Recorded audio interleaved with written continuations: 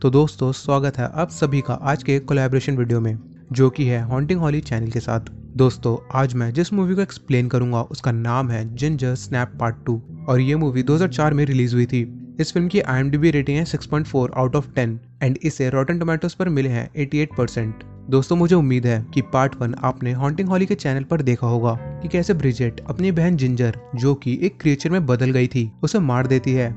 लेकिन मारते समय उसने उस क्रिएचर का खून चाट लिया था, जिससे अब वो भी इन्फेक्ट हो गई थी। तो आज इस पार्ट 2 में हम जानेंगे कि आगे ब्रिजेट के साथ हुआ क्या उसने किसी को मारा या वो ठीक हो गई। तो दोस्तों वीडियो स्टार्ट करने से पहले आपसे एक गुजारिश है, अगर आप मेरे इस चैनल पर न्यू हैं तो चैनल को सब्सक्राइब करना ना भूलें और हाँ, उस बेल आइकन को भी ऑल पर जरूर कर दें ताकि आप ऐसे ही इंटरेस्टिंग वीडियोस कभी मिस ना करें। तो चलिए बिना वक्त गवाए चलते हैं सीधा मूवी एक्सप्लेनेशन की तरफ।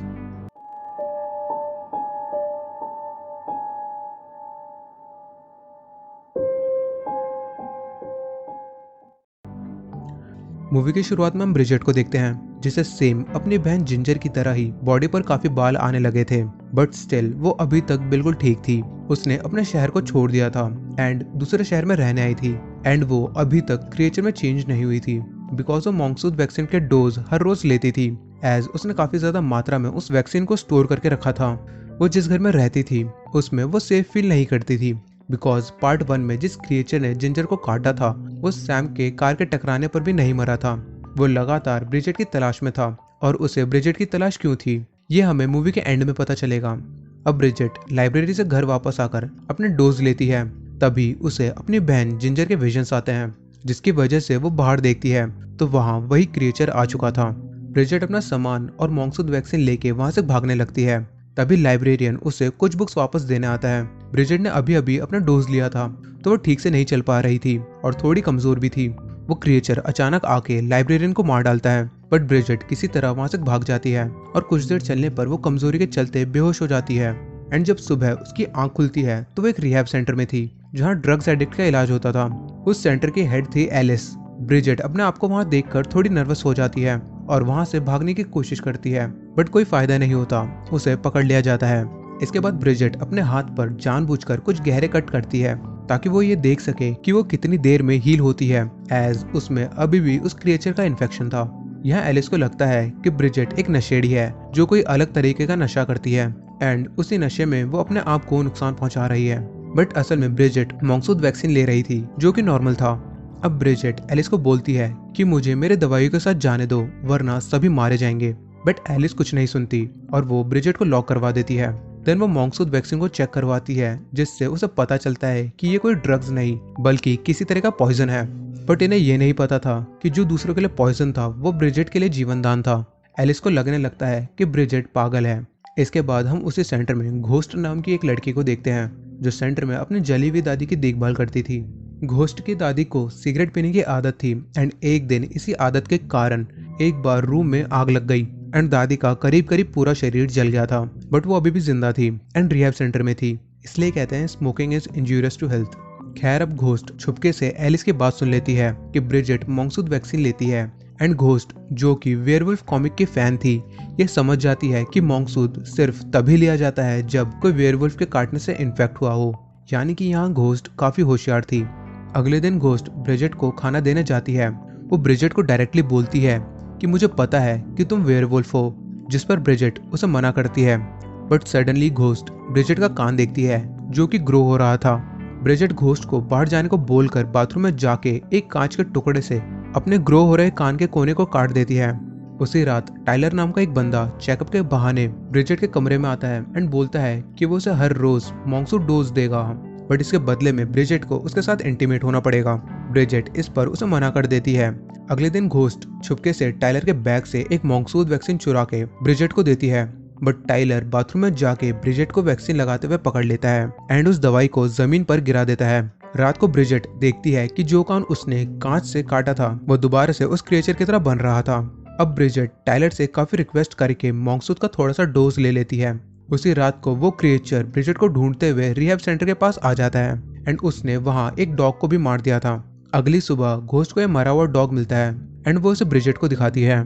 ब्रिजेट का कहना था कि वो अभी तक क्रिएचर में चेंज नहीं हुई है, इसलिए ये उसका काम नहीं बल्कि उस क्रिएचर का काम है जो उसे ढूंढते हुए वहाँ आया है।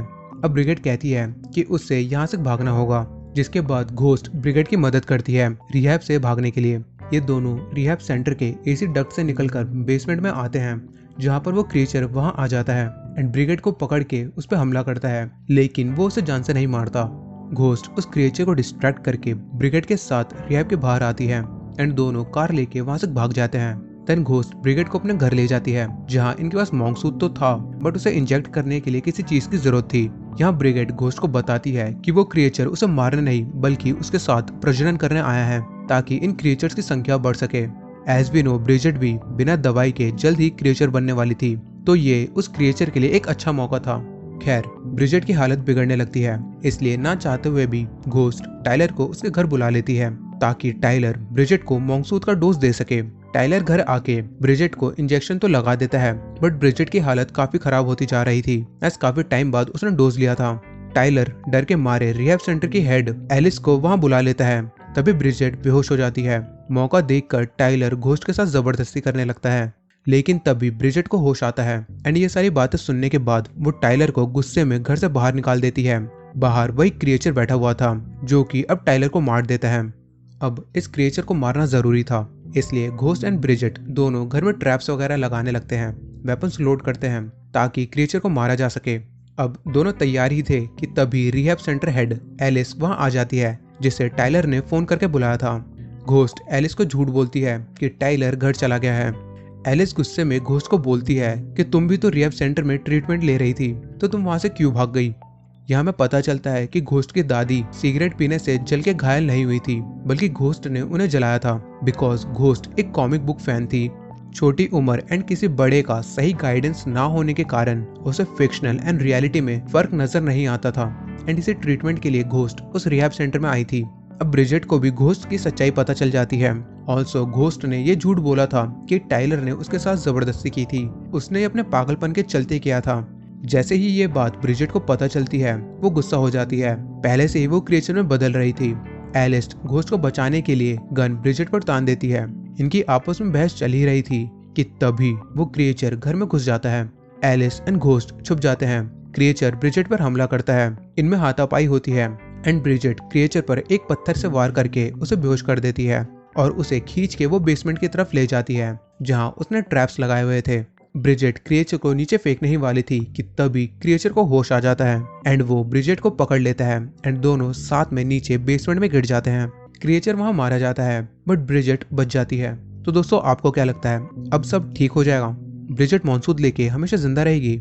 नहीं, बल्कि यहाँ आता है ट्विस्ट। वो पागल बच्ची घोस्ट दोबारा कॉमिक वर्ल्ड में चली जाती है एंड पागल होके एलिस को मार के बेसमेंट में डाल देती है। घोस्ट को ये लग रहा था कि वो एक कॉमिक कैरेक्टर है एंड ये एक स्टोरी है। वो जख्मी पड़ी ब्रिजेट को, जो कि अब क्रिएचर में बदल रही थी, उसे बेसमेंट में बंद कर देती है, एज इफ उसने कॉमिक वर्ल्ड में किसी क्रिएचर को पाल रखा हो जो कि उसकी बात मानेगा। ब्रिजेट अब बेसमेंट क्रिएचर बन चुकी थी एंड वो बाहर आने की कोशिश करती है बट कोई फायदा नहीं था। अब ब्रिजेट बेसमेंट से तभी निकलेगी जब घोस्ट आएगी, यानी पागलपन में ही सही, पर क्रिएचर बने ब्रिजेट को घोस्ट ने पकड़ लिया था। एंड में घोस्ट अपनी खुद की कॉमिक बनाती है जिसमें वो क्रिएचर को ओवरपावर करती है एंड ये मूवी यहीं पर खत्म हो जाती है। तो दोस्तों, ये थी जिंजर स्नैप 2 मूवी की कहानी, जो कि कोलैब वीडियो थी हॉन्टिंग हॉली चैनल के साथ। उम्मीद करता हूँ कि आपको वीडियो पसंद आई होगी। अगर आई है तो वीडियो को लाइक करें, चैनल पर नए हो तो चैनल को सब्सक्राइब करना ना भूलें। इस मूवी को लेके अपनी राय मुझे कमेंट सेक्शन में जरूर बताएं एंड हाँ, हॉन्टिंग हॉली के चैनल को भी सब्सक्राइब करना ना भूलें। मैं मिलता हूँ आपसे अगली मूवी के साथ, तब तक के लिए स्टे सेफ।